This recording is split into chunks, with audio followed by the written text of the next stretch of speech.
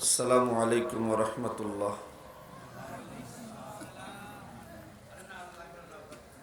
আলহামদুলিল্লাহ আলহামদুলিল্লাহি নাহমাদুহু ওয়া নাস্তাঈনুহু ওয়া নাস্তাগফিরুহু ওয়া নু'মিনু বিহি ওয়া নাতাওয়াক্কালু আলাইহি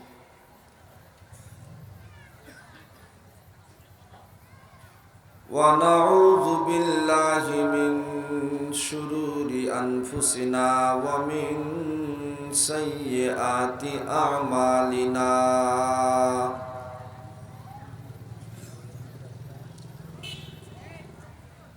من يهده الله فهو المهتد ومن يضلل فلن تجد له وليا مرشدا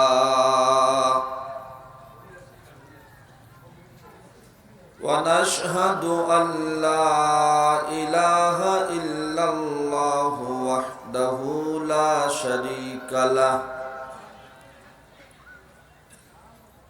ونشهد أن سيدنا وسندنا وحبيبنا وحبيب ربنا وطبيبنا وطبيب قلوبنا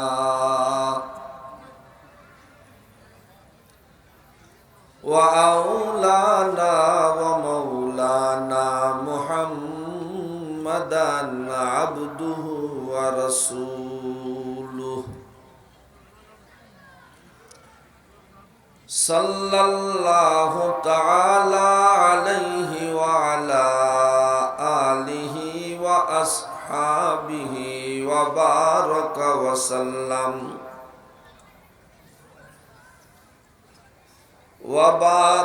وسلم تسليما كثيرا كثيرا.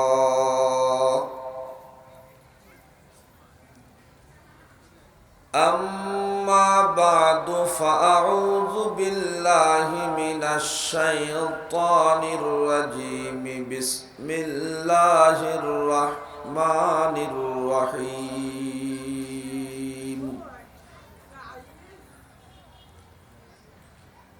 إذا زلزلت الأرض زلزالها وأخرجت الأرض أثقالها وقال الإنسان ما لها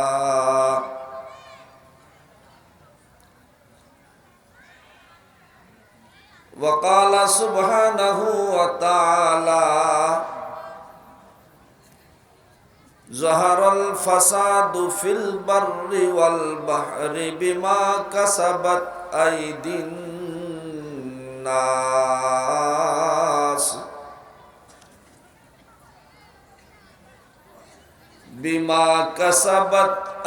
الناس ليذيقهم بعض الذي عملوا لعلهم يرجعون.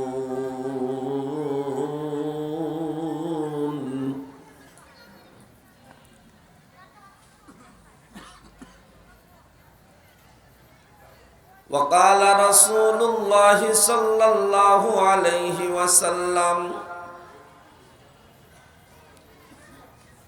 إذا اتخذ الفيء دولا والأمانة مغنما والزكاة مغرما وتعلم لغير الدين وأطاع الرجل امرأته وعق أمه وأدنى صديقه وأقصى أباه وظهرت الأصوات في المساجد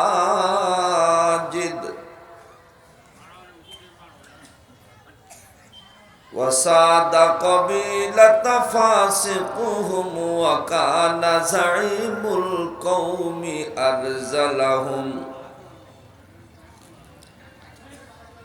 وأكرم الرجل مخافة شره وظهرت القينات والمعازف وشربت الخمور ولعن آخر هذه الأمة أولها فارتقبوا عند ذلك ريحا حمراء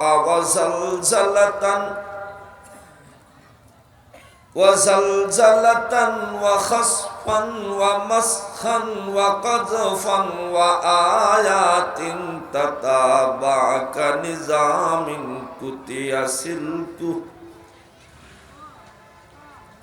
قطع سلكه فتتابع أو كما قال عليه صلوات الله وسلامه عليه سبحانك لا علم لنا إلا ما علمتنا إنك أنت العليم الحكيم.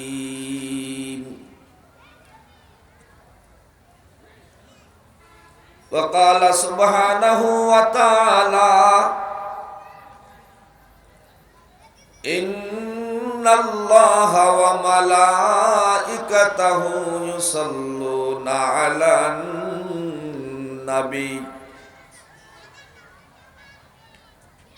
يا أيها الذين آمنوا صلوا عليه وسلموا تسليما.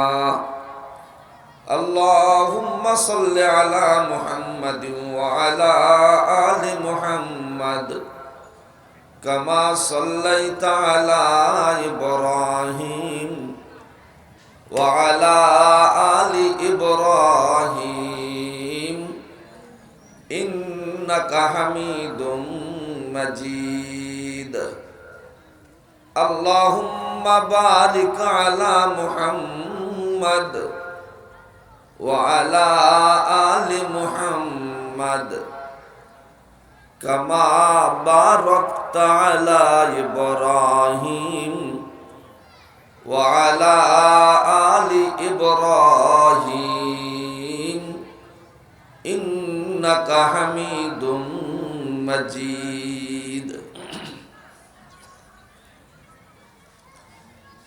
الحمد لله.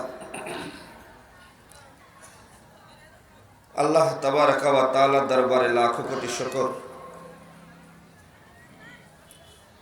যে আল্লাহ সুবহানাহু ওয়া তাআলা আমাদের সবাইকে অত্যন্ত দয়া করে মায়া করে মেহেরবানি করে রিয়াজুল জান্নাহ বেহেশতের বাগিচায় আশিকিন জাকিরিন শাকিরিনের মজলিসে হযরত উলামায়ে কিরামের সান্নিধ্যে আসার আর বসার তৌফিক দান করেছেন।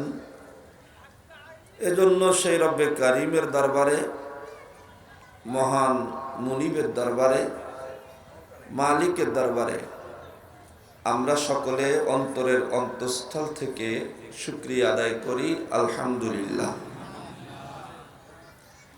সম্মানিত ভাই বন্ধুরা আমার, মাগরিবের পর থেকে যাবত পর্যন্ত আপনারা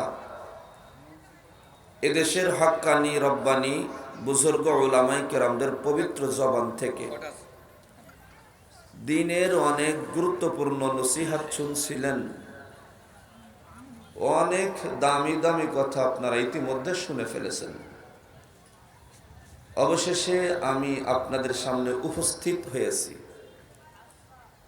এবং মহাগ্রন্থ আল কোরআনের দুটি আয়াত তেলাওয়াত করেছি। অসংখ্য হাদিসে রসুল থেকে তিরমিজি শরীফের একটি হাদিস পাঠ করেছি। আল্লাহ তাবারাকা ওয়া তাআলা যদি আমাকে তৌফিক দান করেন, তেলাওয়াতকৃত আয়াত এবং পঠিত হাদিসের উপরে সংক্ষিপ্ত কিছু আলোচনা করে আপনাদের কাছ থেকে বিদায় গ্রহণ করব, বাকি আল্লাহ পাকের ইচ্ছা। সম্মানিত ভাই ও বন্ধুরা আমার, আজকে আমি কোন সাবজেক্টের উপরে আলোচনা করব সে সাবজেক্টটা বুঝার সুবিধার্থে আগেই বলে দিচ্ছি। আমার কথাগুলো যদি খেয়াল করে শোনেন, আশা করি কুরআন ও হাদিস থেকে ঈমানিয়াতের অনেক খোরাক পাবেন। আমরা তো মূলত এসেছি ঈমানি খোরাক নেওয়ার জন্য, কি বলেন? নাকি অন্য কোনো উদ্দেশ্যে আপনারা আসছেন? এখানে আমি যে উদ্দেশ্যে এসেছি, আপনারাও সেই একই উদ্দেশ্যে আসছেন। আমার উদ্দেশ্য কি? দিনের কিছু আলোচনা করব, আমার মহান মুনিবের মহানতা সম্পর্কে জানব। আগে যেরূপ আমার মহান রব্বে করিমকে ভালোবেসেছিলাম, আজকের থেকে নতুন সূত্রে আরো বেশি ভালোবাসব। আমি এজন্য এসেছি। আপনাদের কি অন্য কোনো উদ্দেশ্য আছে নাকি? আপনাদেরও কি একই উদ্দেশ্য? আল্লাহ তাআলা যেন কবুল করেন। আমি আগে আমার সাবজেক্টটা ওপেন করতেছি বুঝার জন্য। সাবজেক্টটা হলো, গতকালকে আমাদের দেশে 10:38 5.7 মিনিট নাকি সেকেন্ড, 5.7 সেকেন্ড একটা উচ্চ শক্তির ভূমিকম্প হয়েছে। আজকে মাগরিব বাদও আরেকটি ভূমিকম্প হয়েছে, সকালেও নাকি আরেকটা হয়ে গেছে। এত ঘন ঘন ভূমিকম্প হচ্ছে কেন? আজকে আমার আলোচনার সাবজেক্ট হলো এটা। বলুন তো, আজকের আলোচনার সাবজেক্ট কি? এত ভূমিকম্প হচ্ছে কেন? বাঁচার পথ কি? বাঁচার পথ কি বলেন তো? ভূমিকম্প থেকে বাঁচাবার কোনো মালিক একমাত্র আল্লাহ ছাড়া দ্বিতীয় আর কেউ আছে নাকি? আজকে সকালেই কে যেন আমাকে দেখাচ্ছিল যে হুজুর, একজন বলছে আমাদেরকে ক্ষমতায় দিলে এমন ব্যবস্থা নেব, ভূমিকম্পই কিছু করতে পারবে না। হ্যাঁ, নাম বলার দরকার নেই, গিবত শিকায়ত করতে তো আমরা আসি নাই। সে কাশেমের ছেলে হোক আর কুসুমের ছেলে হোক, সে আওয়ামী লীগের হোক আর বিএনপির হোক, আর জামাতের হোক আর পাখা মার্কার হোক, বেঈমানি কথা যেটাই বলবে সেটা আমাদেরকে ধরে দিতে হবে। এটা ঈমানি দায়িত্ব। ভূমিকম্প মোকাবেলা করতে পারে এমন ক্ষমতা পৃথিবীর কোনো মানুষের নাই। যদি মোকাবেলা করতে পারবেই তো আমাদের দেশের তো এক মন্ত্রী কয়েই ফেলেছিল, করোনা মোকাবেলা করতে সক্ষম হয়েছি। করোনা মোকাবেলা করতে সক্ষম হয়েছে। করোনা মোকাবেলা করতে যদি সক্ষম হয়ে থাকো, দুইটা ফুলাপানের দাবড় থেকে বাঁচতে তো পারল না। আমার একা ওয়াজ করতে দেন, আপনারা ওয়াজ করেন না। আমার কথাটা কি বুঝতে পারছি? তাহলে বোঝা গেল ওটাও বেঈমানি কথা ছিল, ওটাও বেঈমানি কথা। আর এমন ভাবে গড়ে দেব ভূমিকম্প কিছু করতে পারবে না, এটা আরেক বেঈমানি কথা। মূল সাবজেক্ট ছিল মানে ভূমিকম্প কেন হচ্ছে এবং বাঁচার পথ কি, কেন হচ্ছে আমি সেটাও বলবো, বাঁচার পথ কি আমি সেটাও বলবো। অনূর্ধ্ব 1 ঘন্টা, 1 ঘন্টার বেশি কথা বলা যাবে না। সুতরাং যে কথাগুলো মানুষে খুইলে বললে বুঝবে, বিস্তারিত খুইলে বোঝানোর সময় আমার কাছে নেই। সংক্ষেপে বলবো, তবে যদি গভীর মনোযোগী হন, খুইলে বললে যেভাবে বুঝতেন, মনোযোগ যদি আকর্ষণ থাকে ওইভাবেই বুঝতে পারবেন আমার বিশ্বাস। মনোযোগী আছি তো আমরা? আচ্ছা, ভূমিকম্প হচ্ছে কেন, বাঁচার উপায় কি? ভূমিকম্প হচ্ছে কেন, বাঁচার উপায় কি? আজকের সাবজেক্ট এ দুটি। ভূমিকম্প কেন হবে? আসুন এই কথাটা আমাকে জিজ্ঞেস না করে তামাম বিশ্বজগতের সবচাইতে বড় বৈজ্ঞানিক, যার বিজ্ঞানের কাছে পৃথিবীর দ্বিতীয় কোনো কফি নাই, যেই বিজ্ঞানের কাছে তামাম বিশ্বজগতের সকল বৈজ্ঞানিকেরা হার মেনেছে, আসুন আমরা সেই বৈজ্ঞানিকের কাছে জিজ্ঞেস করি এত ভূমিকম্প হচ্ছে কেন। সেই বৈজ্ঞানিক তো অন্য কোনো কেউ না, তিনি হলেন আকায়ে নামদার তাজেদারে মদিনা সরকারে দো আলম হযরতে মুহাম্মদুর রাসূলুল্লাহ জোরে বলি সাল্লাল্লাহু আলাইহি সাল্লাম। তার মতো এত বড় বৈজ্ঞানিক, তার মতো এত বড় দার্শনিক, তার মতো এত বড় ডাক্তার তামাম পৃথিবীতে দ্বিতীয় কফি আর নাই। সুতরাং তার পরিবেশিত তথ্য যত সত্য হবে, যেই তথ্যের মধ্যে যাররা পরিমাণ মিথ্যার কোনো সম্ভাবনা নাই, আমরা তাকে জিজ্ঞেস করি এত ভূমিকম্প হচ্ছে কেন। যদি এই কথাটা আল্লাহর রাসূলকে জিজ্ঞেস করার সুযোগ থাকতো,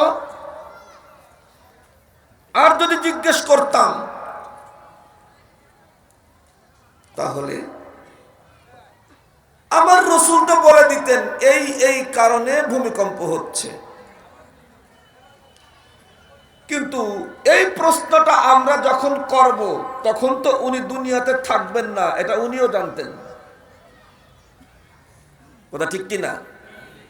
সুতরাং প্রশ্ন আসতে পারে, এই জন্য আল্লাহর নবী 23 বছরের ইতিহাসে কি প্রশ্ন সামনে আসবে তার সমাধান অ্যাডভান্স আল্লাহ রাসূল উম্মতের জন্য রেখে গেছেন। চিৎকার করে বলি সুবহানাল্লাহ। ভূমিকম্প যে হবে, আমি আজকে যে সূরাটা আপনাদের কাছে তেলাওয়াত করেছি, এই সূরার নাম কি জানেন? এই সূরার নামই ভূমিকম্প। সূরার নাম কি? ভূমিকম্প। যেই হাদিসটা আমি আপনাদের সামনে পাঠ করেছি, এই হাদিসটার নাম জানেন? ভূমিকম্পের হাদিস। ভূমিকম্পের, তাহলে আয়াত কোরআনও পড়লাম, ভূমিকম্পের কোরআন, হাদিসও পড়লাম, ভূমিকম্পের হাদিস। তাহলে বোঝা যাচ্ছে এই সূরার সাথে এই হাদিসের নিগুড় একটা সম্পর্ক আছে। কথা ঠিক কি না? প্রিয় ভাই, এই ভূমিকম্প সম্পর্কে আমার আল্লাহ তাআলা কি বলেছেন আগে আল্লাহরটা শুনি, এরপরে আমার নবীরটা শুনবো। আল্লাহ কি বলেছেন? আল্লাহ পাক বলেন, ইযা যুলজিলাতিল আরদু জিলজালাহা ওয়া আখরাজাতিল আরদু আসকালাহা ওয়া ক্বালাল ইনসানু মা লাহা ইয়াওমা ইযিন তুহাদ্দিসু আখবারাহা আল্লাহ পাক বলেন, যখন এ পৃথিবীকে প্রকম্প এসে প্রকম্পমান করে ফেলবে, এক কথায় পৃথিবীটা যখন থর থর করে কাঁপবে, পৃথিবীটা যখন থর থর করে কাঁপবে, ইয়াউমাইযিন তুহাদ্দিসু আখবারাহা ইযা যুলজিলাতিল আরদু জিলজালাহা ওয়া আখরাজাতিল আরদু আসফালাহা। তখন পৃথিবী তার গর্ভে যে লুপ্ত আর গুপ্ত সম্পদগুলো আছে এগুলো সব উদ্গীরণ করে ফেলবে, প্রকাশ করে দিবে। তার অর্থ হলো তাম পৃথিবীর নিচেই যত খনিজ সম্পদ আছে, যত রূপা আছে, যত স্বর্ণ আছে, এগুলো সব যখন ওপেন করে দেবে, দুনিয়ার পাপিষ্ঠ পাপাচার এগুলো দেখে আফসোস করবে আর বুক চাপড়াইবে আর হাত চাপড়াইবে। আরে এত স্বর্ণের খনি, এত রূপার খনি, এত খনিজ সম্পদ, আর এই সম্পদ পাওয়ার লোভে আমি কিনা আমার ভাইকে আমি হত্যা করেছি। এই সম্পদ পাওয়ার জন্য আমি চুরি করেছি, এই সম্পদের জন্য আমি ডাকাতি করেছি, এই সম্পদের জন্য ভাই হয়ে ভাইয়ের জমিকে ফাঁকি দিয়েছি, এই সম্পদের জন্য বাবার শরীক বোনকে ফাঁকি দিয়েছি। সেদিন আফসোস করবে আর দুঃখ করবে। কই এই জাতীয় গুনাহ যখন প্রকাশিত হবে, বেড়েই চলবে, এই পৃথিবীতে থাকার অধিকার ওদের থাকবে না। আমি মাঝে মধ্যে কিছু আদাবার গজব দিয়ে এক পর্যায়ে এই পৃথিবীটাকে ধ্বংস করে দেব। আমি জিজ্ঞাসা করি, বোনকে ফাঁকি দেওয়া, ভাইকে ফাঁকি দেওয়া, চুরি করা, ডাকাতি করা, কলমের খোঁচা দিয়ে টাকা ইনকাম করা, বিচারের নামে প্রহসনী বিচার করে নিরপরাধী ব্যক্তিকে অপরাধী সাব্যস্ত করা, এগুলো পৃথিবীতে আছে কি নাই?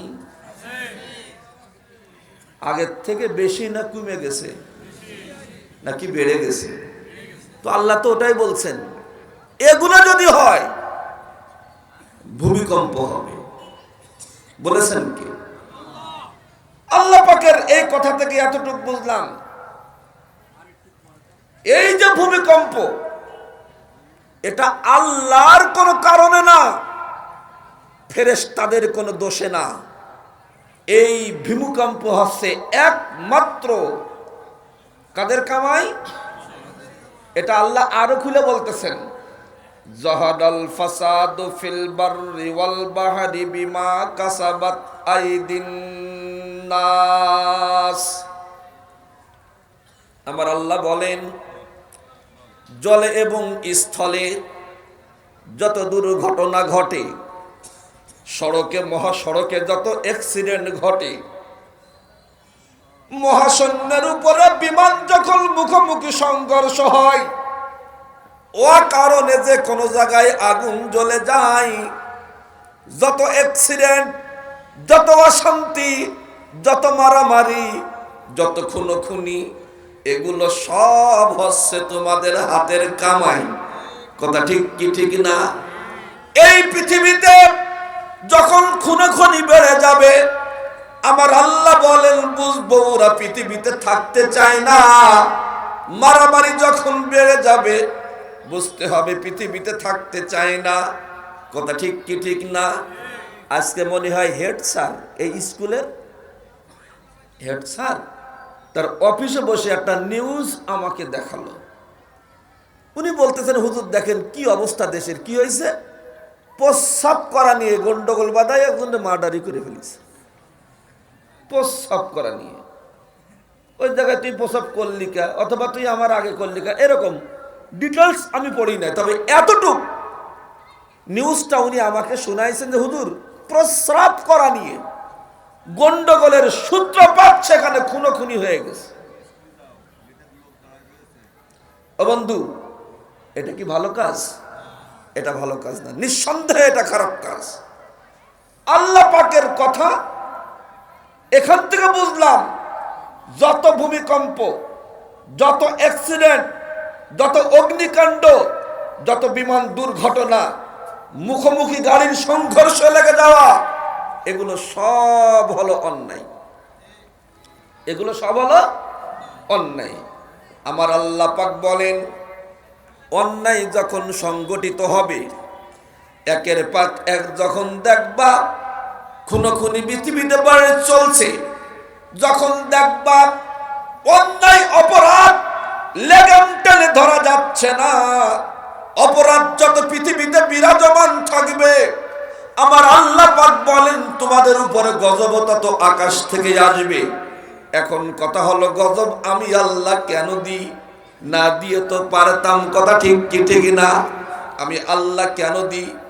আল্লাহ পাক বলেন, লিউযিকাহুম বাযাল্লাযী আমিলু, আমি আল্লাহ আযাব আর গজব প্রেরণ করি এই জন্য, আমার বান্দারা কিছু নির্বোধ, আবার কিছু বান্দাকে আমি আল্লাহ বোধ শক্তি দান করেছি। কয় আমার উদ্দেশ্য হলো, আমি যখন ধাক্কা দেব, আমি যখন আযাব আর গজব দেব, আমার বান্দাদের মধ্যে যারা বুদ্ধিমান ওরা বুঝতে পারবে, সাথে সাথে তওবা করবে, সাথে সাথে মসজিদে চলে যাবে, আমার কাছে মাফ চাইবে, আমি মাফ কইরা আমার প্রিয় বান্দাগুলোকে আমি সংরক্ষণ করব। আর যারা মাফ চাইবে না, আমি আল্লাহ ঠিকই ওদের আযাব আর গজব দিয়ে শেষ করব। ওগো বন্ধু, বুঝে থাকলে বলুন তো কথাগুলো বলেছেন কে? তাহলে আল্লাহ আযাব আর গজব আমাদেরকে দেন, এটাও কিন্তু রহমত। এই যে ভূমিকম্প হলো না, এটা রহমত। বাস অ্যাক্সিডেন্ট, এটাও রহমত। বিমান দুর্ঘটনা, এটাও রহমত। কথা ঠিক কি ঠিক না? আপনারা হয়তো বুঝতে পারতেছেন না রহমত কেমন করে। আরে যখনই ভূমিকম্প হয়েছে, সঙ্গে সঙ্গে কিছু মানুষ কিন্তু আমরা মসজিদে দৌড়ে চলে গেছি। কথা ঠিক কি ঠিক না? আল্লাহর কাছে ক্ষমা চাইছি, আল্লাহ মনে হয় আমার পাপের কারণে এই আযাব আর গজব হয়েছে। কথা ঠিক কি ঠিক না? আল্লাহ পাক বলেন, আমি গজব কেন দিই, আমি ভূমিকম্প কেন দিই, আমি পরীক্ষা কেন নিই? আমার নেককার বান্দা যারা, ওদেরকে আমি একটা ধাক্কা দিই। ধাক্কা দিয়ে বুঝাতে চাই, ইচ্ছা করলে 8 জন মারা গেছে শুনলাম, এই 8 জনের মধ্যে তোর নামটাও রাখতে পারতাম। কথা ঠিক কি ঠিক না? যে ভূমিকম্পের আঘাতে 10 জন মারা গেল, যেই ভূমিকম্পের আঘাতে মা এবং সন্তান, 5 মাসের সন্তানকে মা হারিয়ে ফেললো, বাপ বেটা একসঙ্গে গিয়েছিল, লক্ষ কোটি টাকার বিল্ডিং যেটা ভেঙে পড়লো, আমি ইচ্ছা করলে ভূমিকম্পের তাপমাত্রাটা রোদ দিয়ে আর বড় বড় বিল্ডিং এ দিতে পারতাম কি পারতাম না? সুতরাং আমি পারতাম। হে রূপদিয়াবাসী, ঢাকায় আঘাত হেনে তোমাদেরকে শিক্ষা দিতে চাই, ইচ্ছা করলে তোমাদেরকেও আমি উপকার করতে পারতাম। খবরদার খবরদার, তোমাদেরকে অবকাশ দিয়েছি। যদি আমার পথ থেকে দূরে সরে থাকো, আমাকে যদি ভুলে থাকো, তাহলে তোমরা আবার আমার কাছে ফিরে আসো। চিৎকার করে বলি সুবহানাল্লাহ। বন্ধু, এটা তো যুক্তির কথা। দেখবেন হঠাৎ করে এক ব্যক্তি দৌড়ে আমার কাছে আসছে, পকেট থেকে পিস্তল বের করছে, ভিতরে গুলি ঢুকাইছে, এখন আমারে গুলি করবে, পুরো উদ্যত হয়েছে। আচ্ছা বলুন, তখন আমি কি করব? দৌড় মারবো? কি করবো বলেন? আপনারা যুক্তি দেন আমারে। দোয়া করতে হবে অথবা দৌড় মারতে হবে? না বন্ধু, এটা কিন্তু বুদ্ধিমানের কাজ হবে না।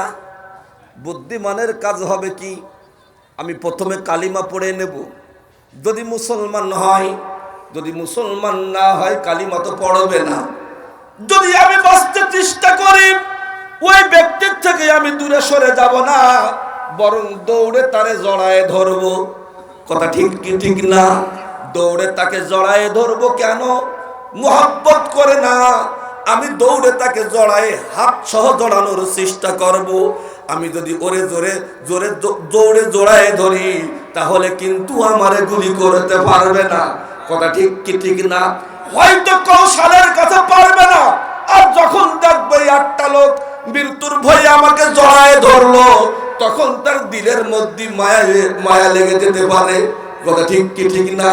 এবার আমি একটা আমার ঘটনা আপনাকে খুলে বলি, তাহলে জিনিসটা ভালো করে বুঝবেন। কওমি মাদ্রাসায় আমি পড়েছি, পড়েই আবার কওমি মাদ্রাসায় পড়াইছি। নড়াইল আমার জীবনের প্রথম শিক্ষকতা। তো আমি সংবাদ পেলাম নড়াইলে তখন একটা সিনেমা হল ছিল। শুনতে পেলাম যে কিছু ছেলে গোপনে ওই সিনেমা হলে সিনেমা দেখতে গেছে। তো আমি হলাম নাজেমে তালিমাত। তো আমার কাছে দায়িত্ব আসছে এরা কেন গেল বিচারে। আমি সংবাদ অনুসন্ধান করে জানতে পারলাম হ্যাঁ সত্যি ওরা সিনেমা হলে গেছে। আমার তো তখন নতুন শিক্ষক, যৌবন মানে একেবারে টকবকে যৌবন। কেন এরা কওমি মাদ্রাসায় পড়ে সিনেমা হলে যেতে হবে? এই স্পর্ধা আর এই দুঃসাহসিকতা ওদের কে শিখালো? এই জন্য আমি কায়দা মতো এক পিটেন দেব, তাই দড়ি হাজির করছি। দড়ি এখন তো ছাত্রদের সামনে দড়ি হাজির করলি ওই শিক্ষকের গলায় দড়ি জ্বলবে। কথা ঠিক কি ঠিক না? আমাদের সময় এ সুযোগ বেয়াদবি ছিল না। আমরা যতটুকু শিখেছি শিক্ষকদের কাছ থেকে আদব শিখছি।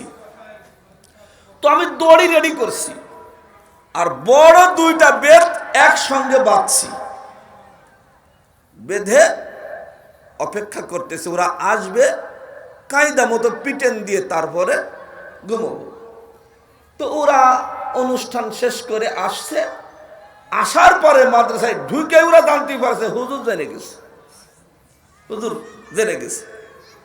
আর এ সংবাদে পৌঁছাইছে যে লাঠি দুটো একসঙ্গে টেপ দিয়ে বাঁধিছে এবং দড়িও আছে।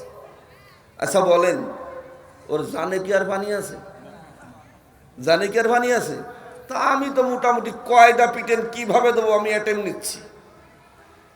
এর মধ্যে ওরা মাদ্রাসায় আসছে, আমি ঠিক পাইনি। তো আমি যথারীতি আমার মতো বসে আছি। হঠাৎ দেখি দরজা খুইলেই দৌড় মেরে এসে আমার দুই পাও জড়াই দিয়েছে।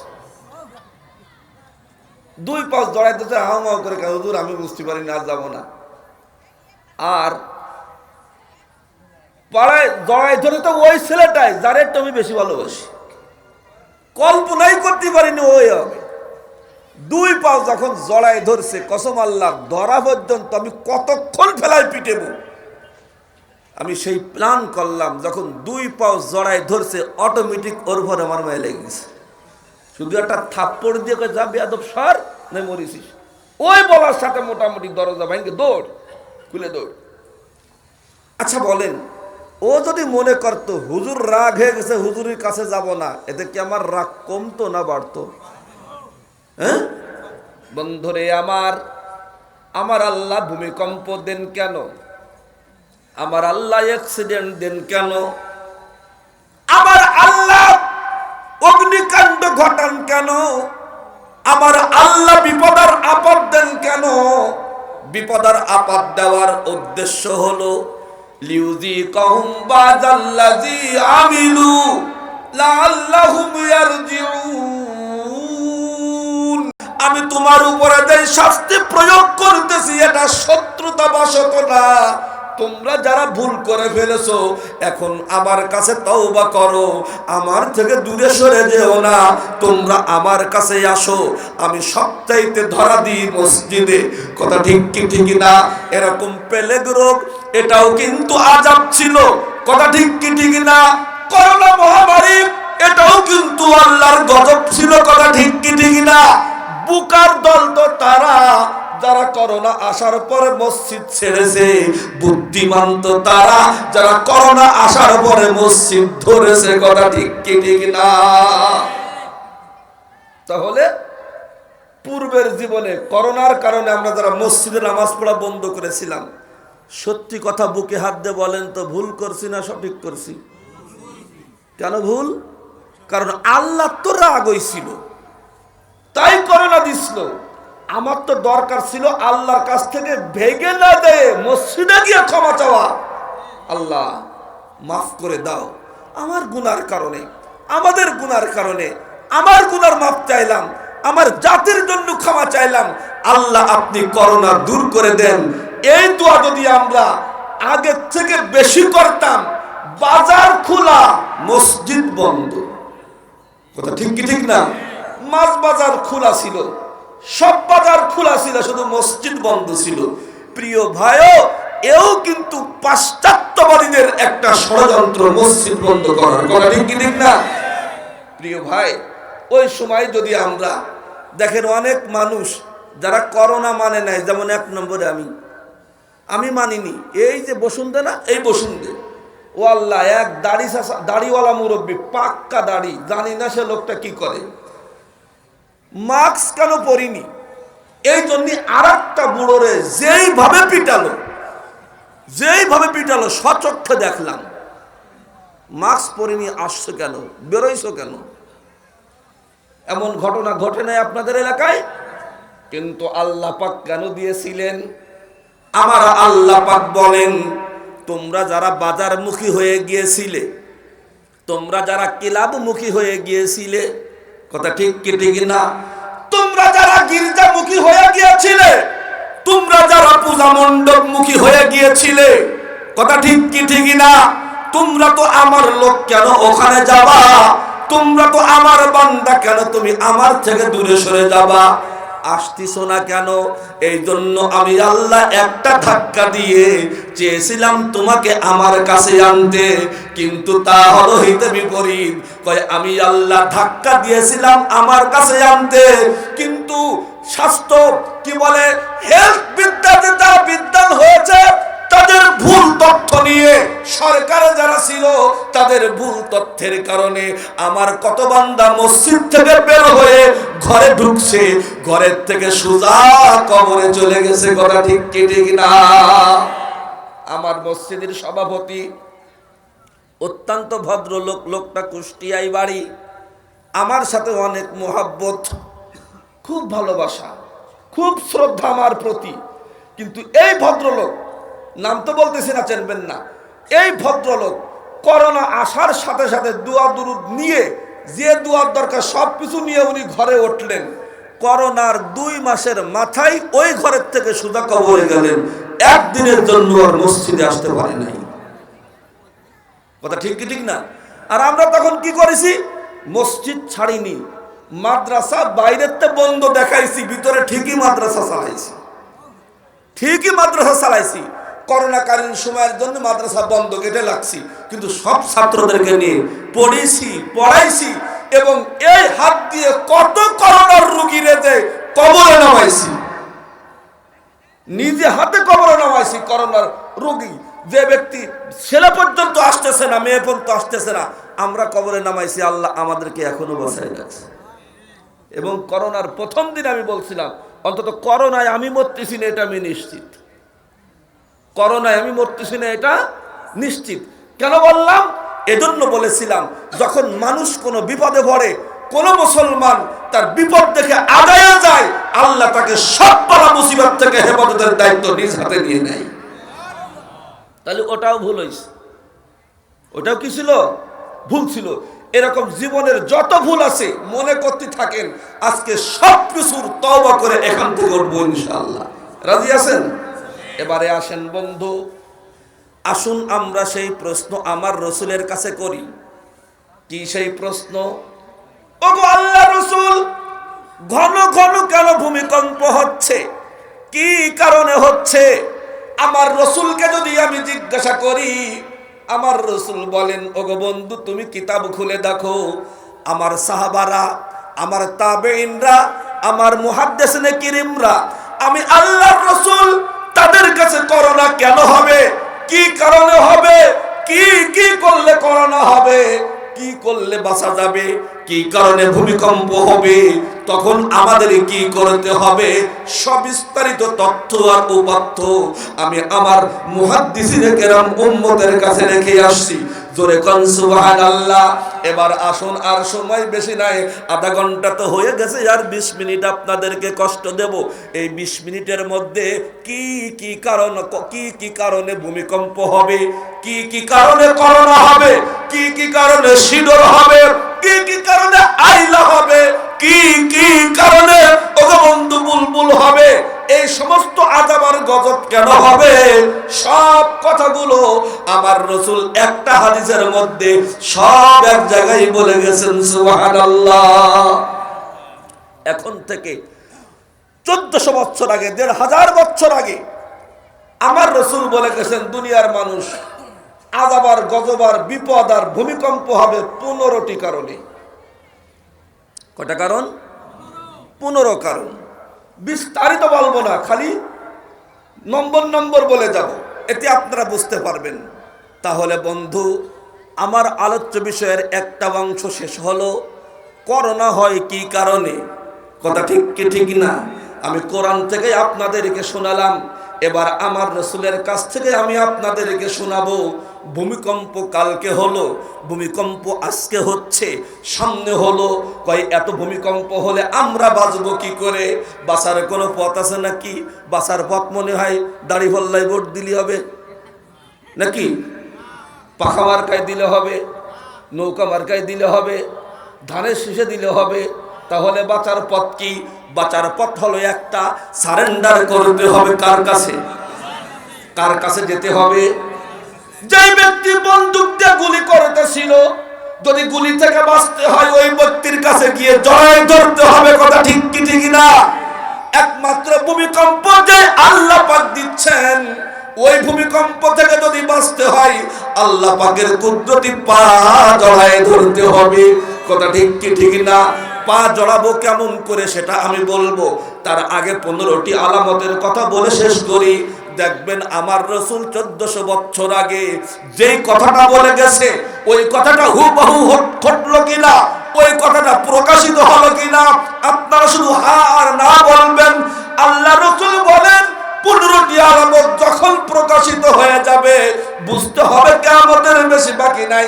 এই 15টি আলামতের মধ্যে 1 নম্বর আলামত হলো, আল্লাহ রাসূল বলেন ইজাতুহিজাল ফাইউদওয়ালা। প্রথম নম্বর আলামত হলো, কয়টা আলামত বলবো? 15টার মধ্যে 1 নম্বর আলামত হলো ইজাতুহিজাল ফাইউদওয়ালান। প্রথম নম্বর আলামত হলো, ওগো দুনিয়ার মানুষেরা, যখন তোমরা দেখবা মানুষেরা রাষ্ট্রের টাকা, মানুষেরা দেশের সম্পদ এমন ভাবে লুটপাট করতেছে, দেখতে দেখতে মনে হবে ওটা দেশের সম্পদ না, ওটা মনে হয় ওদের বাপ দাদার গচ্ছিত সম্পদ। কথা ঠিক কি ঠিক না? 1 নম্বর আলামত। 1 নম্বর আলামত হলো, এই এত ছবি তুলাতুলি করেন না, এমনি গুনাহ হচ্ছে, দরকার নেই। 1 নম্বর আলামত কি ছিল? রাষ্ট্রীয় টাকা। কিসের টাকা? রাষ্ট্রীয় টাকা। যারা লুটপাট করবে, লুটপাটের ভাব দেখে মনে হবে এটা রাষ্ট্রের টাকা না, ওর বাপ দাদার রেখে দেওয়া গচ্ছিত কোনো সম্পদ। কথা ঠিক কি ঠিক না? এ কথাটা আল্লাহ রাসূল 1400 বছর আগে বলেছেন। আপনার বিবেকে বুকে হাত দিয়ে বলেন তো, এই কথাটা আল্লাহ রাসূল যে বলে গেলেন, এটা এই জামানায় প্রকাশিত হয়েছে কি হয় নাই? হয়েছে? এর তো বহুত প্রমাণ, আমি প্রমাণ দেব না, কারণ এটা তো আপনাদের কাছে আছে। এই যে রাস্তা কয়বার ভাঙলো, এই যে রাস্তা দিয়ে আসলাম, কয়বার ভাঙ্গে, কয়বার কাজ হয়, আর কতবার ভাঙ্গে, আর কতবার বরাদ্দ হয়? ওটা ঠিক কি ঠিক না? এত ভাঙ্গে কেন? বরাদ্দ যা হয় তার 3 ভাগের 1 ভাগ রাস্তায় খায়, আর বাকিরা উড়া খায়, তাও পায় না। কথা ঠিক কি ঠিক না? আমি জিজ্ঞেস করি, কেন ভূমিকম্প হবে না?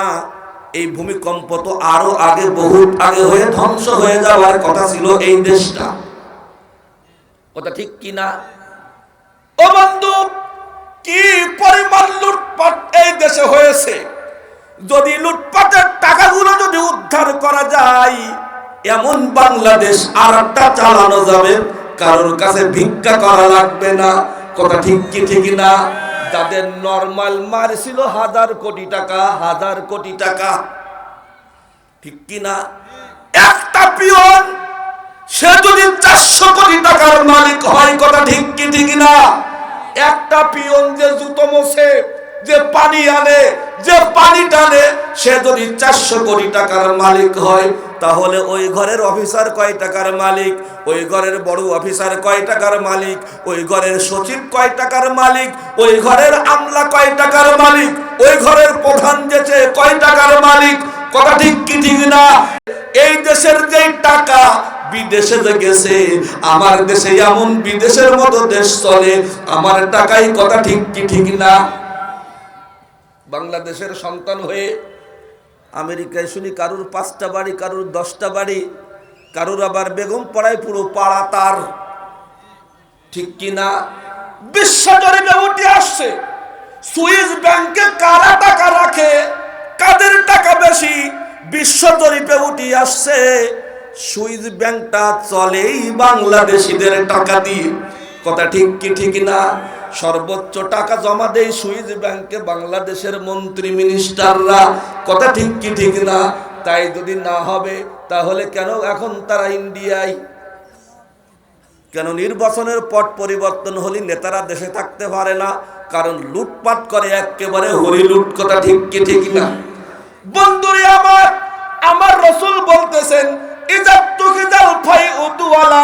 যখন তুমি দেখবা মানুষেরা রাষ্ট্রের টাকা অপচয় করতেছে, লুটপাট করতেছে, বুঝতে হবে বেশি বাকি নাই, কিয়ামতের বেশি বাকি নাই, এ পৃথিবী ধ্বংস করে দেব। কখনো ভূমিকম্প, কখনো প্লেগ, এই সমস্ত রোগ দিয়ে আমি আল্লাহ পৃথিবী ধ্বংস করে দেব। 15টি আলামতের মধ্যে কয় নম্বর বললাম? সেটা কি? রাষ্ট্রীয় টাকা চুরি হবে, রাষ্ট্রীয় টাকা। নম্বর 2 ইদাতুকিদাল ফাইউদওয়ালান, 2 নম্বর হলো ওয়াল আমানাতু মাগনামান, ওয়াল আমানাতু মাগনামান। ও দুনিয়ার মানুষেরা, যখন তোমরা দেখবা মানুষেরা আমানতের খেয়ানত করতেছে, তার অর্থ হলো আমানতের টাকা রাখলেই নেই, আমানতের টাকা রাখলেই, হোক না সে স্কুলের টাকা, হোক না সে মাদ্রাসার টাকা, হোক না সে মসজিদের টাকা, কথা ঠিক কি ঠিক না? ঘুরে ঘুরে তারা আবার নির্বাচিত হয়, তারা আবার সভাপতি সেক্রেটারি হয়, যারা এই মাত্র আগের টার্মে লক্ষ লক্ষ টাকা বাইরে খায়, কথা ঠিক কি ঠিক না? এই জন্য বন্ধু 2 নম্বর আলামত হলো ওয়াল আমানাতু মাগনামান। যখন তোমরা দেখবা মানুষ গনিমতকে, মানুষ আমানতের টাকা গনিমতের মতো খাচ্ছে, অর্থাৎ আমানত ঠিক থাকবে না, বুঝতে হবে কিয়ামত এসে গেছে, আর বেশি দিন দুনিয়া নাই, কথা ঠিক কি ঠিক না? নম্বর 2 ওয়াজ যাকাতু মাগরামান, ওয়াজ যাকাতু মাগরামান। যখন তোমরা দেখবা মানুষেরা যাকাত প্রদান করবে না, যাকাত দিতে চাইবে না, যদি দেয় এমন নাটক করে দেয় কেমন যেন মনে হচ্ছে সে জরিমানা দিচ্ছে, কথা ঠিক কি ঠিক না? যাকাত প্রথা উঠে যাওয়ার কারণে আজকে ধনী আর গরিবের মধ্যে মিল নাই, কথা ঠিক কি ঠিক না? আগের যুগে একটা গ্রামে যদি ডাকাত পড়তো, টোটাল গ্রামের মানুষ এক জায়গায় হইয়া ডাকাতকে প্রতিহত করত, কথা ঠিক কি ঠিক না? এখন কিন্তু তা নাই, পাশের বাড়িতে ডাকাতি হচ্ছে, পাশের বাড়িওয়ালা এবার দরজা ভালো করে এঁকে দিচ্ছে, বুঝতিছে ডাকাতি আছে, সিললেন দেবে না, মানুষ ডাকবে না, কোনো কথা বলবে না, কেন? যদি ডাকাতিতে ডিস্টার্ব হয়, কথা ঠিক কি ঠিক না? এটা তো হবেই হবে। কেন হবে? প্রতিবেশীর হক আমি আদায় করি নাই, কথা ঠিক কি ঠিক না? যাকাতের নিয়ম যদি আমি চালু করতাম, যাকাত যদি আল্লাহ রাসূলের বর্ণিত পদ্ধতিতে দিতাম, তাহলে ওই পাশের প্রতিবেশী গরিব, তার ঘরে যখন আমি টাকা পৌঁছাতাম, দানের টাকা যখন পৌঁছাতাম, যাকাতের টাকা যখন পৌঁছাতাম, ও বন্ধু ওই গরিবটা আমার জীবন রক্ষা করার জন্য তার জীবন উৎসর্গ করে দিত, কথা ঠিক কি ঠিক না? কেন যাকাতের বিধান কিসের জন্য করা হলো? মানুষ বলে যাকাত এটা কঠিন, আমার টাকা আমি দেব কেন? ও বন্ধু, তুমি তো জানো না যাকাত প্রথা আল্লাহ কেন করলেন? আল্লাহ করলেন পৃথিবীতে ভালোবাসা আর মহব্বত টিকানোর জন্য। কথা ঠিক কি ঠিক না? এই পৃথিবীতে আমি যতটুক টাকা আল্লাহর কাছ থেকে নিয়ে আসছি, বা এই গ্রামের সবচাইতে ফকির যে রিজিক যতটুক তার নামে আল্লাহ লিখেছেন, কার কথা কবেন? বড় লোক কার নাম কাছে কাছে কর দরকার নেই। যশোরে বড় লোক কিরা সবচাইতে ভালো? চাকলাদার। ও মানে ধরে নিলাম আর কি, আমি কিন্তু সমালোচনার জন্য এমনি বলতেছি যে যশোরের চাকলাদার আল্লাহর কাছ থেকে যতটুক রিজিক নিয়ে আসছে, রূপদিয়ার যেই লোকটা ফকির সেও কিন্তু অতটুক রিজিক নিয়ে আসছে, রিজিকের ক্যাটাগরি সমান। কিন্তু আল্লাহ তাআলা যাকাতের প্রথা কেন করছে? বা বড়লোক একজনকে বড়লোক দুনিয়ায় কেন বানাইছে? কয় একজনকে বড়লোক আল্লাহ বানাই দিয়ে আর একজনকে গরিব বানাইছে। বড়লোকের কাজ গরিব করবে এই জন্য। কথা ঠিক কি ঠিক না? যদি রূপদিয়া এলাকার সব মানুষ কোটি কোটি টাকার মালিক হতো, ওর গাড়ি চালাতো কে? আর একজন তো কোটিপতি। কথা ঠিক কি ঠিক না? যদি রূপদিয়ার সব মানুষ কোটি টাকার মালিক হতো, তাহলে একজনের ঘর মস্ত কি, রান্না করতো কি? এই জন্য আল্লাহ একই সম্পদ নিয়ে আসছে, কিছু মানুষের সম্পদ কাইটে আল্লাহ বড় লোকের মধ্যে ঢুকাই দিয়েছে, যাতে এই সম্পদ কাইটে ঢুকাই দিয়া ব্যক্তি গরিব বানাইছে, ওর ছেলে যেন ড্রাইভার হয়, বড় লোকের গাড়ির জন্য ড্রাইভার চালায়। কথা ঠিক কি ঠিক না? তাহলে যাকাত প্রথা আল্লাহ দিয়েছিলেন কিসের জন্য? পরস্পর মহব্বত আর ভালোবাসার জন্য। কথা ঠিক কি ঠিক না? কয় নম্বর গেল? নম্বর 2, মানুষ যখন এলমে দিন শিক্ষা করবে দুনিয়া কামানোর জন্য, দুনিয়ায় ইনকাম করার জন্য, কোটিপতি হওয়ার জন্য। কথা ঠিক কি ঠিক না? এক কথায় যারা এলমে দিন অর্জন করবে ভালো বক্তা হয়ে ভালো টাকা কামানোর জন্য, অথবা এলমে দিন অর্জন করবে ভালো মসজিদে ইমাম হয়ে ইমামতি করে বেতন খাওয়ার জন্য, অথবা ভালো কোনো ইনকাম করার জন্য কুরআন ও হাদিসের জ্ঞান চর্চা করবে। ওগো বন্ধু, আল্লাহ পাক বলেন এই অবস্থা যখন হবে কিয়ামতের বেশি বাকি নাই। ওয়াতুল্লিমা লিগাইরিদ্দিন, যখন ইলমে দিন শিক্ষা করবে দুনিয়া কামানোর জন্য, আল্লাহ বলে এই অবাধ্য জাতিকে পৃথিবীতে রাখার আর কোনো যোগ্যতা ওদের নাই, আমি পৃথিবী ধ্বংস করে দেব। ওগো বন্ধু, বুঝে থাকলে বলুন তো কয় নম্বর আলামত গেল? 4 নম্বর। বুঝছেন? ওটা ব্যাখ্যা বলা যাচ্ছে না। নম্বর 5। এবারে আসেন 5 নম্বরে আল্লাহ রাসূল বলতেছেন ওয়া আতাআর রাজুলু ইমরাআতাহু। 5 নম্বর হলো আতাআর রাজুলু ইমরাআতাহু। ও দুনিয়ার মানুষেরা, যখন তোমরা দেখবা সমাজের পুরুষেরা আনুগত্য করতেছে স্ত্রীর, সমাজের পুরুষরা আনুগত্য করছে কার? স্ত্রীর। এ কথাটা কি আপনারা বুঝছেন? যারা বাংলায় কয় যে বোর কথা শোনে, পুরুষরা কার কথা শোনে? এখন বলতে পারেন বোর কথা শুনবো না তো কার কথা শুনবো? হ্যাঁ, বোর কথা শোনেন, কোনো সমস্যা নেই, কিন্তু ওয়া আতাআর রাজুলু ইমরাতাহু, যখন পুরুষেরা নারীদের কথা শুনবে, এই নারীদের কথা শুনতে যাইয়া ওয়া আক্কাউম্মাহু, নাফরমানি করবে মার সাথে। নারীরা এমন উস্কানির স্বামীকে শিকায়ত দেবে যেই উস্কানির কারণে সে তার মায়ের সঙ্গে বেয়াদবি করবে। ওয়া আতাআর রাজুলু ইমরাতাহু, পুরুষরা যখন নারীদের কথা শুনবে, ওয়া আক্কা উম্মাহু, তাদের কথা শুনতে যায়, তাদের কথা মানতে যায়, প্রয়োজন হলে মার সাথে নাফরমানি করবে। আচ্ছা বন্ধু, বলুন তো এই সমাজে এই ঘটনা ঘটছে কি ঘটছে না? শুধু ঘটনা কি, বিয়ের পরের দিন শুধু বিয়ের পরের দিনই আলাদা হয় না? অনেকে তো বিয়ে করবে তাই আগের থেকে আনুষ্ঠানিকভাবে আলাদা হয়ে যায়, কারণ সংসার বড় হলে উন্নয়ন নাই।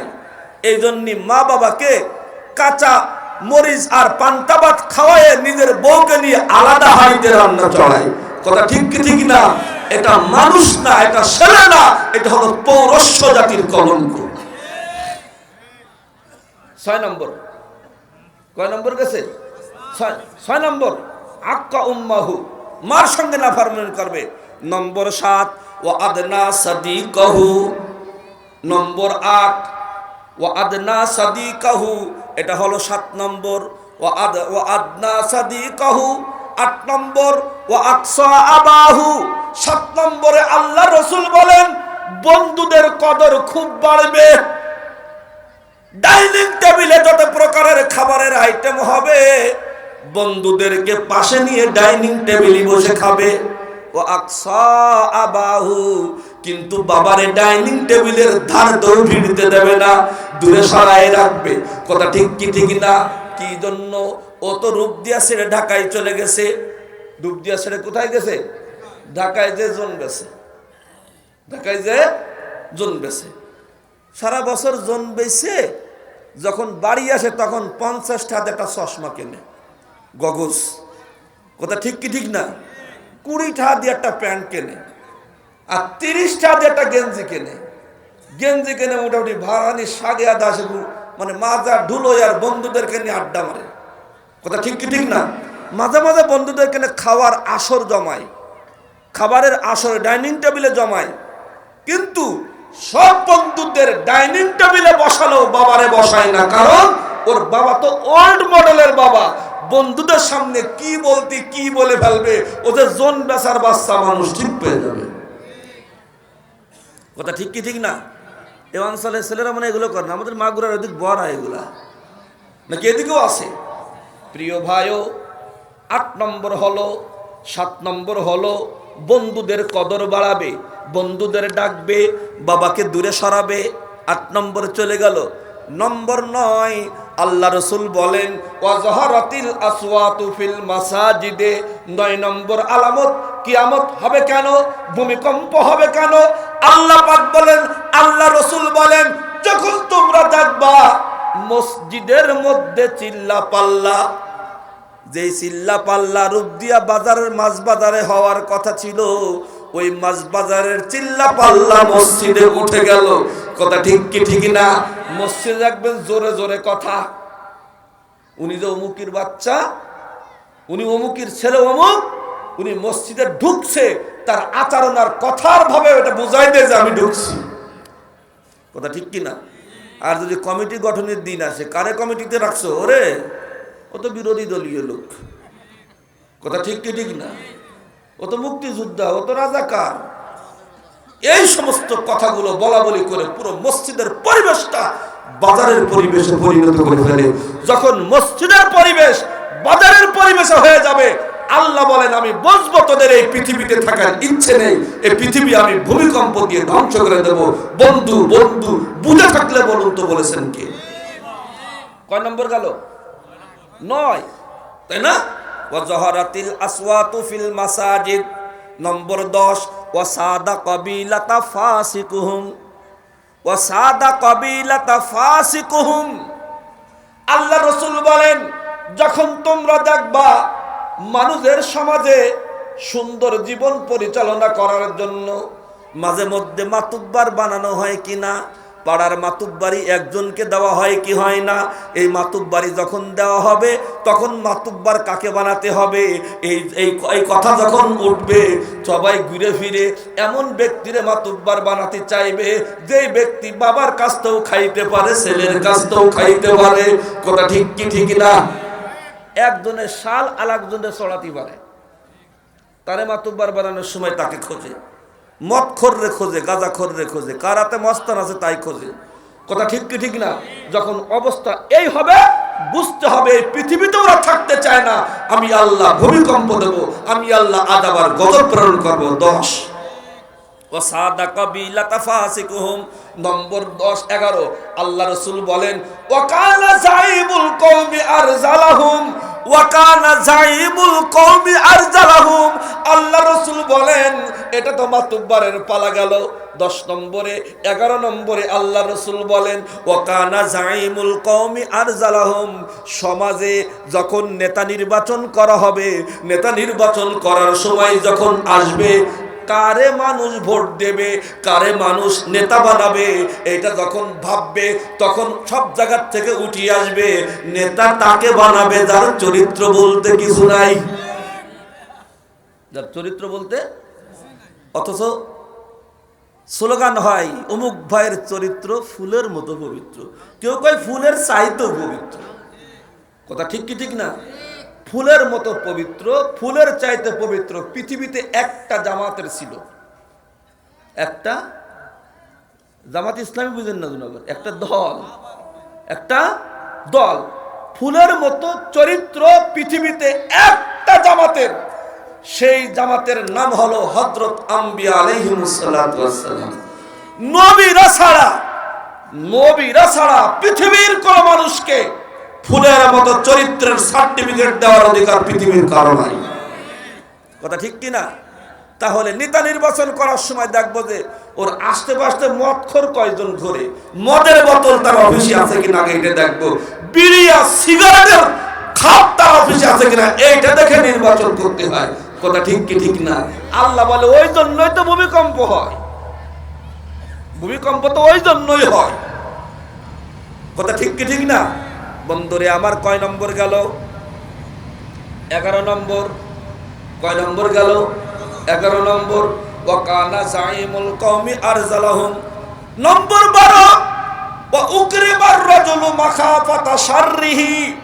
যখন তোমরা দেখবা একে অন্যকে সম্মান করতেছে, মোহাব্বত কইরে না। কথা ঠিক কি ঠিক না? কেন সম্মান করতেছে? কয় সম্মান করার পিছনে কারণ হলো ও কামড়াবে। ও কি করবে? রাস্তা দিয়ে যাচ্ছেন মহাসড়ক দিয়ে, হঠাৎ করে একটা পাগলা কুকুর রাস্তায় উঠছে, ওর জন্য আপনি রাস্তা ছেড়ে দিবেন না কেন? কামড়াবে। নাকি মহব্বত করে কুকুর খুব ভালো জিনিস, খুব সম্মানের জিনিস, একটু সেলুট দিয়ে তারপরে ছাড়বেন না? ওরা সম্মান দেখাচ্ছেন না, ও কামড়াবে, তাই ভয় থেকে পালাচ্ছেন। দুনিয়ার মানুষেরা যখন মানুষকে সম্মান করবে ওর ভয়ে, বুঝতে হবে কিয়ামতের বেশি বাকি নাই। কয় তুমি তো এই দল করেন না, অমুক দলের নেতারা দেখে সেলুট দিলে কারণ কি? কয়ে ভাই কি জন্য দিছি জানো? যদি এই সম্মানটুক না দেখায় কালকেই থানায় ডেকে 20 বছরের পেন্ডিং মামলায় ঝুলিয়ে দেবেন। এগুলো আছে, এগুলো রসুল বলতেছেন, আমি না। কথা কি সত্যি? রসুল যা বলছেন সত্য বলছেন তো? কয় নম্বর গেল? 12 নম্বর। কয় নম্বর গেল? 12 নম্বর। নম্বর 13 আল্লাহ রসুল বলতেছেন ওয়া যাহারাতিল আসওয়াতু ফিল মাস ওয়া যাহারাতিল কায়নাতু ওয়াল মাযিফ। যাহারাতিল কায়নাতু ওয়াল মাযিফ।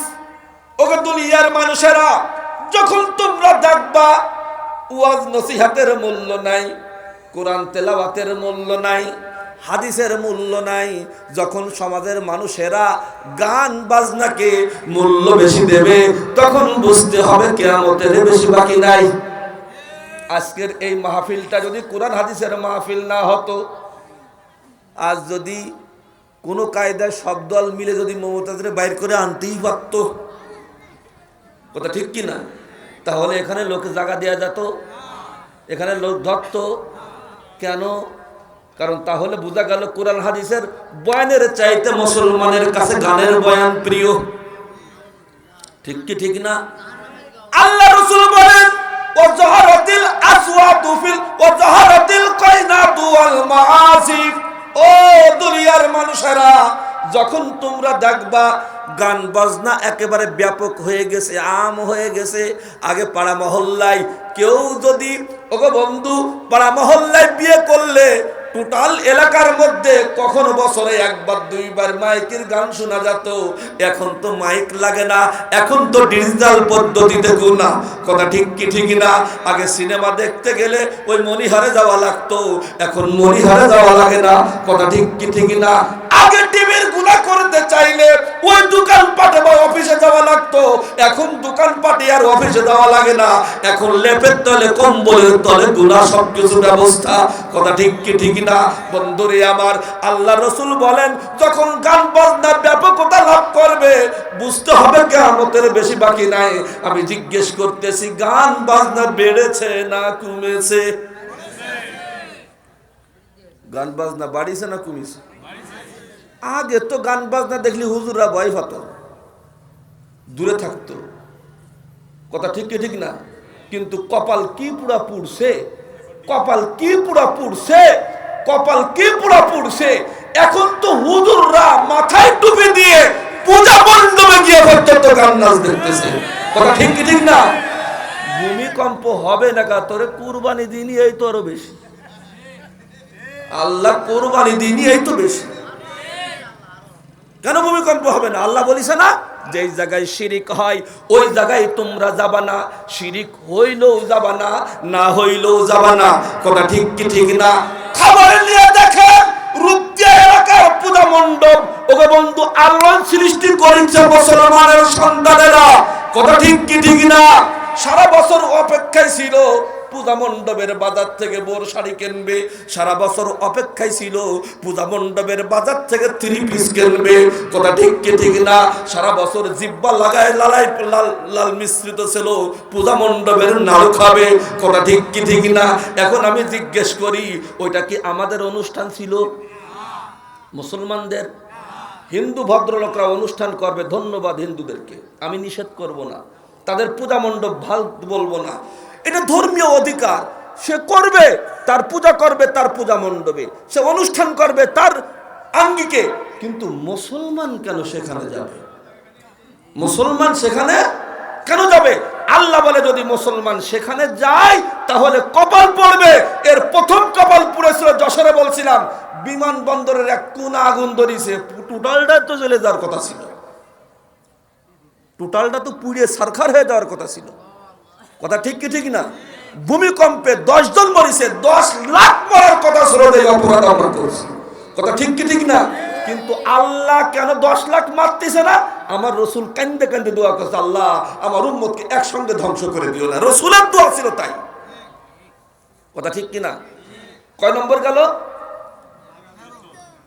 13 নম্বর। তুই বলো, তাড়াতাড়ি আমার আগে দিচ্ছিস। কয়টা গেছে? 13 নম্বর না? এবার নম্বর 14, এটা ভালো করে শুনেন, এটা আমার শেষ পয়েন্ট। আল্লাহ রসুল বলতেছেন ওয়াশুরিবাতিল খুমুর, অশুরিবাতিল খুমুর। 14 নম্বরে যখন তোমরা দেখবা মানুষেরা মদ পান করতেছে ব্যাপক হারে। আগে একটা মদখোর যদি থাকতো, ও পলাই পলাই বেড়াতো, মানুষ বুঝে গেছে আমি মদ খাইছি, এলাকাতে দেশান্তর হয়ে যেত। কথা ঠিক কি ঠিক না? আমি নাম বলবো না। আমার এক খাদেম আছে, আমার কাছে থাকে সবসময়, আমার খেদমত করে। সে লাগাতার 20 বছর মদ খাইছে, 20 বছর মদ খাইছে। কেউ জানতো না ও মদখোর, কিন্তু ও যখন জানছে যে আমি মদ খাই, মানুষ বুঝে গেছে, সে গ্রাম ছেড়ে দিয়ে আমার খেদমতে চলে এসেছে। আসার পরে আর মদ খাইনি। প্রিয় ভাইও, তার মানে লজ্জায় মুখ দেখাতে পারবে না মদ খাইছি। আর আমাদের দেশের সোনাসানেরা মদ খাইয়ে স্টেজে ওঠে, মদ খাইয়ে সংসদেও যায়, যে কারণে ট্যাং নিয়ে কথা কয়। কথা বুঝতে পারছেন? আমি এর একটা উসুল শিখছি। আমি আমার মাঝার থেকে মসজিদে আসতেছি, একটা লোক মোটরসাইকেলে এসে বলতেছে, এই তোরা এখানে দাঁড়াইছিস কেয়া? এই বললি রিক্সাওয়ালা এত একটা গালি দিল, বাজি একটা গালি দেবো, আমার মুখে উচ্চারণ করা মাইকে সম্ভব না, এমনি একা একাও সম্ভব না, এমন একটা শব্দ, মানে অমুকের বাচ্চা। তখন রিক্সাওয়ালার উপর আমার রাগ হলো। আচ্ছা তুই এত একটা গালি তারে দিলি, কারণটা কি? সে তো খালি এতটুকু এখানে দাঁড়াইছিস, দাঁড়ানোর জায়গাও না, তুই দাঁড়াইছিস কে? আর এত বড় গালি দিলি কা? কয় যে হুজুর ও তো মদখোর, ও মদখোর, ও মদ খাইয়ে এসে দাঁড়াইছে, তুই বুঝলে কি করে? এনে দাঁড়াইছিস কিয়া, কিয়া কইছে টাইমে কইছে, ওতেই বুঝে গেছে মদখোর। এই লোকটার অনুসন্ধান আমি চালাই দেখলাম, সত্যি সে মদ খায়। পরে জানলাম সত্যি সে মদ খায়। আমার মাদ্রাসার একেবারে পাশে বাড়িটা, আমি জানতাম না। ওই দিন শুনলাম, এই গালি শোনার পর ওরা অনুসন্ধান করে দেখা যায় আসলেই মদ খায়।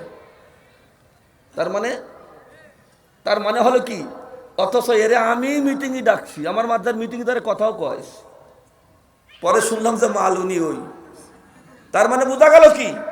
মদ খাওয়াটাই যখন মানুষ ওপেনে মদ খাবে, এটা দোষণীয় মনে করবে না, বুঝতে হবে কিয়ামতের বেশি বাকি নাই।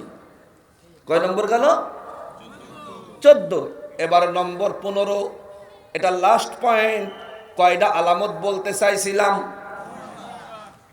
এইবার কথাই কিছু মানুষ এতক্ষণ মজা পালু, এখন একটু অসন্তুষ্ট হবে না।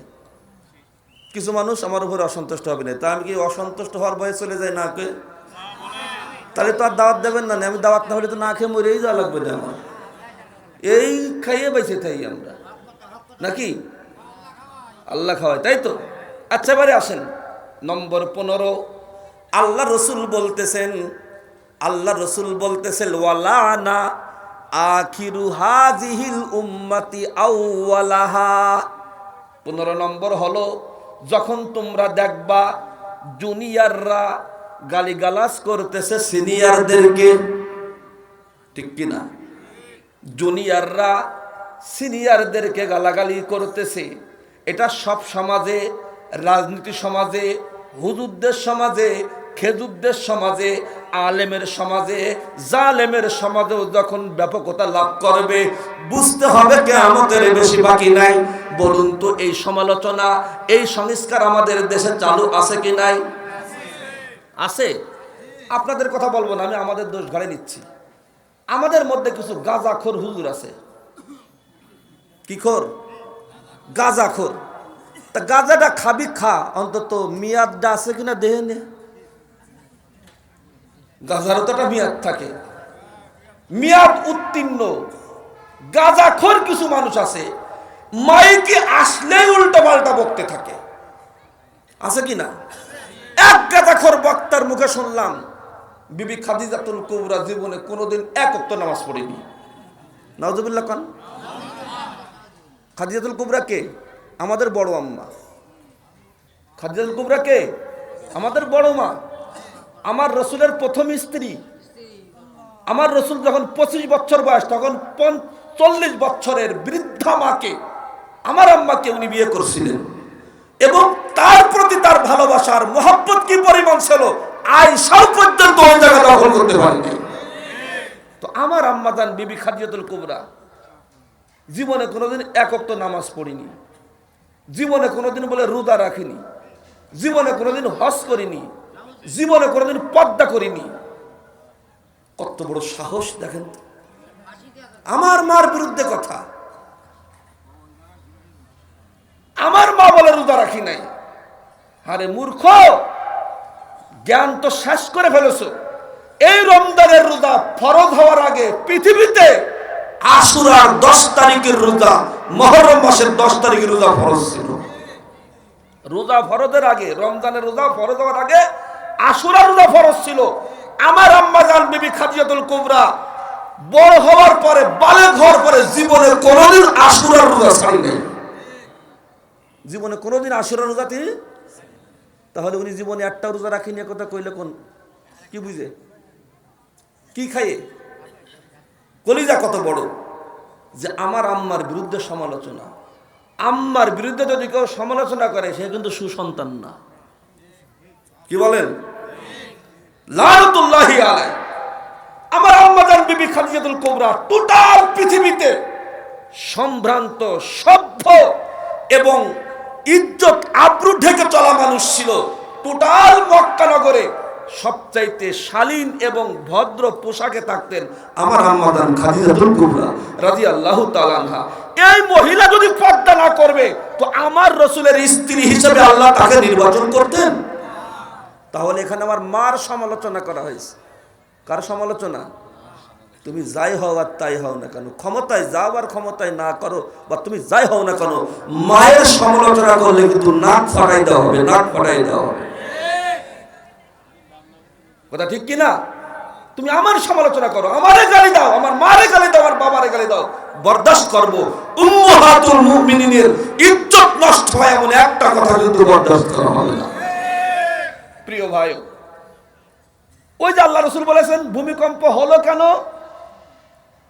ভূমিকম্প হলো কেন? মুসলিম মারে সমালোচনা করলি কেন? কথা ঠিক কি ঠিক না?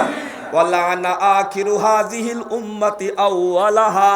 এই যুগের মানুষেরা পূর্ব যুগের মানুষদেরকে যখন গালিগালাজ করবে, বুঝতে হবে কিয়ামতের বেশি বাকি নাই। গালিগালাজ কারে বলে?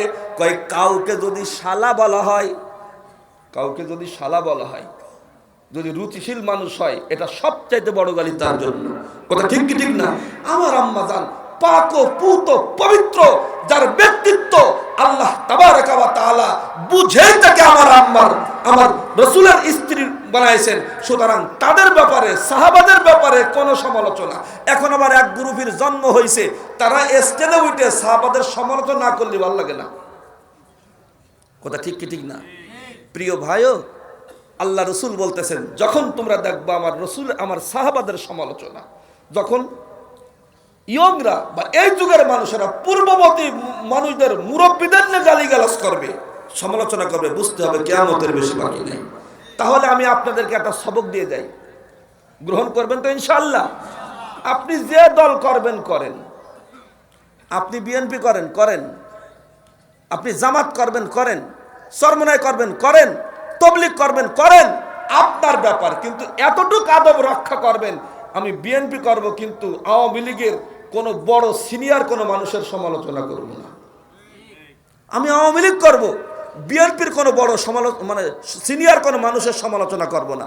আমি জামাত করব, খবরদার কওমের কোনো বড় ব্যক্তিকে নিয়ে আমি সমালোচনা করব না। কথা ঠিক কি ঠিক না? আর বড়রা যদি করে, হ্যাঁ, বড়রা তো শিক্ষার্থী করতেই পারে, তারা তো সমালোচনা করতে পারে, আমি সেখান থেকে শিক্ষা